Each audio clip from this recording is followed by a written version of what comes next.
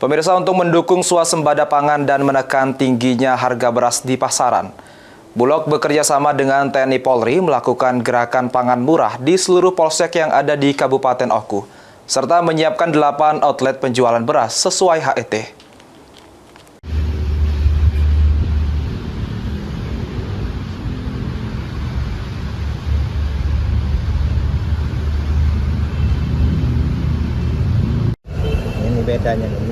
Mendukung program pemerintah dalam ketahanan swasembada pangan dan menekan tingginya harga beras yang beredar di pasaran,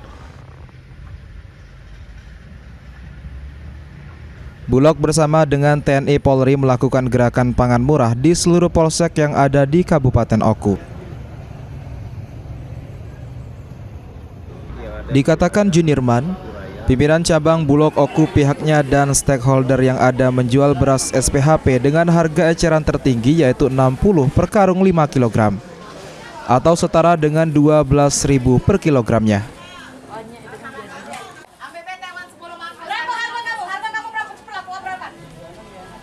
Selain melibatkan TNI Polri, Bulog juga membuka outlet-outlet di pasar tradisional Kabupaten Oku dengan harga jual sesuai dengan harga eceran tertinggi. Bekerjasama dengan TNI dan Polri untuk saat ini mengadakan gerakan pangan murah di seluruh polsek yang ada di wilayah Oku Raya dan Koramil yang ada di wilayah Oku Raya. Kami juga membuka outlet di pasar-pasar tradisional yang ada di wilayah Oku Raya, khususnya Oku Induk di Pasar Baru.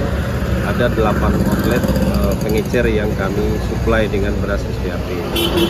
Selain menjual beras SPHP pada gerakan pangan murah di Polsek, Bulog juga membuka outlet di depan gerbang Bulog sendiri untuk mempermudah masyarakat mendapatkan beras murah. Bulog juga menjualkan minyak goreng kita premium dengan harga Rp20.000 per liter.